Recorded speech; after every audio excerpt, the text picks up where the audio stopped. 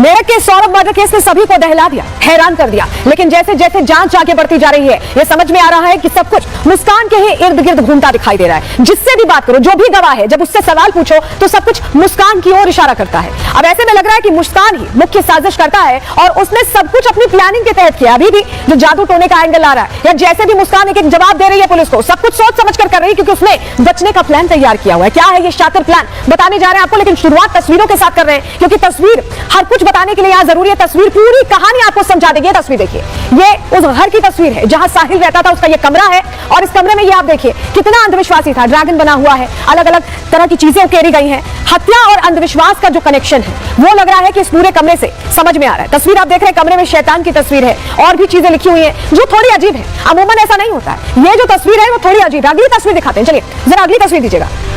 कमरे में आपको शिव जी की भी तस्वीर दिखाई दे रही है। इसके अलावा शिव के नीचे देखिए रावण लिखा हुआ है। रावण कौन है? आखिर रावण कौन है? शिव भगवान के नीचे रावण क्यों लिखा हुआ है, ये प्रश्न है। तस्वीर दिख रही है, रावण नीचे लिखा हुआ है और कमरा साहिल का। अगर आप इन तीन कड़ियों को जोड़ेंगे तो आपको ऐसा लगेगा कि क्या साहिल खुद को शिव भक्त रावण के तौर पर समझता था? यह प्रश्न है, यह बहुत बड़ा प्रश्न है। लेकिन कैसे साहिल के इसी अंधविश्वास पर अपनी मजबूत पकड़ मुस्कान ने बनाई और मुस्कान जो जो कहती गई साहिल वो करता गया। क्यों हम ऐसा कह रहे हैं, समझिए। यहां पर सौरभ की हत्या का जो प्लान था मुस्कान ने बनाया था, और मुस्कान ने साहिल का क्या फायदा उठाया, उसके अंधविश्वास का फायदा उठाया गया। यह प्रश्न इसलिए क्योंकि साहिल अंधविश्वास पर भरोसा करता था, बिल्कुल अंधविश्वासी था। मुस्कान ने उसके अंधविश्वास को हथियार के तौर पर इस्तेमाल किया। साहिल से उसकी मृत मां बनकर बात करती रही।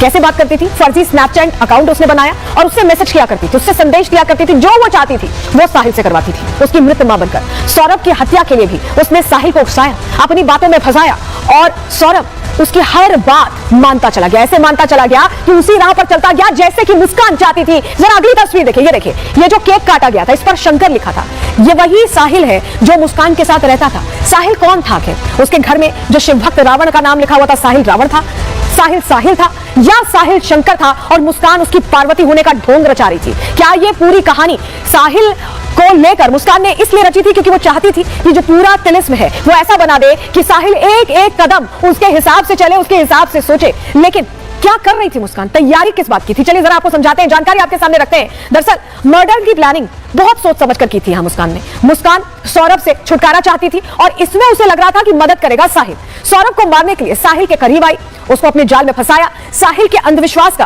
पूरा फायदा उठाया। शार्प क्रिमिनल, माइंडेड क्रिमिनल के तौर पर यह काम कर रही थी मुस्कान। ऐसा नहीं लग रहा है कि अमूमन कोई घरेलू महिला थी, ये एक क्रिमिनल माइंडेड लड़की थी जो समझ में आ रहा है कि सब कुछ सोच समझ के कर रही थी। साहिल के अंधविश्वास को वो बढ़ावा देती गई अपनी अपनी ऐसी चीजों से, और मुस्कान साहिल को शंकर इसीलिए बुलाती थी, खुद को पार्वती बताती थी उसकी। आप सोचिए, उसकी वेशभूषा भी अगर आप साहिल की देखेंगे तो जटाएं बनाई हुई है, यहां तस्वीर आप देख रहे हैं, तो किस तरह से पूरा जो एक तरह से पहनावा था वो भी वैसा ही था। और साहिल के साथ नशा भी करती थी मुस्कान, नशे के जाल में, अंधविश्वास के जाल में उसे और जड़ें उसकी गहरी कर रही थी। नशे के जरिए वो अपनी बात मनवाती थी, और तब जब मुस्कान कुछ कहती थी तो साहिल मना नहीं कर पाता था। हत्या के बाद शिमला जाने का प्लान भी मुस्कान ने ही बनाया था।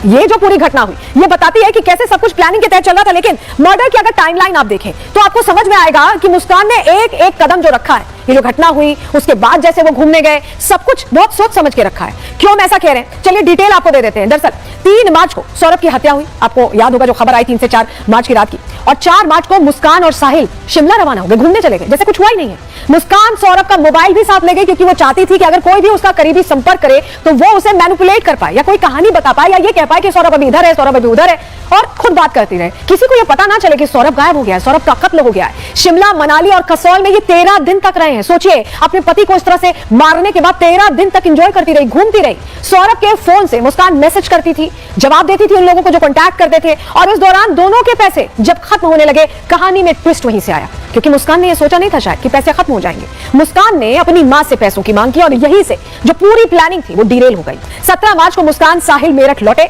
और 18 मार्च को हत्या का खुलासा हो गया, पूरी कहानी खुल गई। लेकिन जिस तरह से 13 दिन तक वो घूमती रही, अजब से जो कैब ड्राइवर था 13 दिन तक उनके साथ रहा, कैसी बॉडी लैंग्वेज थी, क्या समझ में आ रहा था कि वो इतनी बड़ी घटना को अंजाम देकर निकली है, क्या कह रही थी साहिल और उसके बीच, मुस्कान के बीच क्या बातचीत हो रही थी, सब कुछ हमने अजब सिंह से जानने की कोशिश की। सुनिए क्या बता रहे हैं जो ड्राइवर उनके साथ थे पूरे समय। को वो लोग निकले थे यहाँ से हिमाचल के लिए? हिमाचल के लिए निकले, शिमला के लिए शाम के टाइम 7-7:15 बजे। पहले वो आया था जिसने चुट्टा बांध था, मुझे नाम ध्यान नहीं था उसका, मुझे तभी ध्यान का पता लगा साहिल। तो वो आके बैठा, मैं उन्होंने पूछा जब से ना मैं आपका, मैं कहा तो जो 2 हफ्ते का टूर है, मैं कहा जी, मैं तो मैडम आ रही है, हम भी जाएंगे, मगर ठीक है। तो मैंने पूछी मैडम कहाँ जाना है, शिमला जाना, शिमला की लोकेशन लगा लो। जब आपको खबर लगी होगी कि इस महिला ने अपने उस प्रेमी के साथ, साहिल के साथ मिलकर अपने ही पति की हत्या की है, वो भी इस निर्मम तरीके से, क्या आपके जहन में आया? जहाँ मैं 19 तारीख को पता लगा शाम के टाइम, मेरे तो पैरों से जमीन खिसक गई। मैं तो 2-3 दिन से रोटी भी नहीं खाई, खा रहा पेट भर के, ना नींद आ रही ढंग से। मैं ऐसे आदमी को लेकर गया जो खूनिया। सबसे पहले का स्टॉपेज कहाँ था? पहला स्टॉपेज था इनका शिमला का। शिमला रुके वहाँ 2 रात रुके, तीसरे दिन वे चल दिए थे। वहाँ शिमला से निकले मलानी, जहाँ बर्फ पड़ रही थी। शिमला एक दिन रुके थे, 16 तारीख को निकले थे, होटल खाली करके। जगह का नाम था कसोल में होटल है, वहाँ से निकले। वहाँ से निकलने के बाद 16 तारीख को 10-11 बजे निकले। उनको मैंने छोड़ा 1.5-2 किलोमीटर, भैया वो गाड़ी नहीं जाएगी, पतला रास्ता है। लेकिन देखिए अब जांच का दायरा बढ़ता जा रहा है, क्योंकि शक हर मोड़ पर है।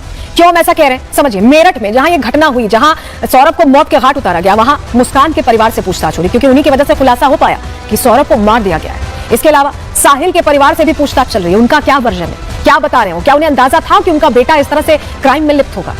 जांच सिर्फ मेरठ तक सीमित नहीं है, हिमाचल में भी जांच चल रही है। जहां जहां ये 13 दिन तक घूमते रहे, जहां जहां ये आरोपी रुके हैं, ठौर ठिकाना इन्होंने लिया है, और इसके अलावा जिन जिन लोगों से मुलाकात की है वो भी अब पूछताछ के दायरे में आते हैं। उनसे भी समझने की कोशिश हो रही है कि आखिर इनकी बॉडी लैंग्वेज उस वक्त कैसी थी, या क्या उन्हें कोई अंदाजा हो पाया था कि ये सब कुछ चल रहा है। जांच का दायरा जहां बढ़ रहा है, किरदार बहुत सारे, जगह बहुत सारी हैं, जहां एक एक कड़ी को जोड़ने की कोशिश पुलिस की टीमें कर रही है। क्यों मैं ऐसा कह रहे हैं, चलिए जानकारी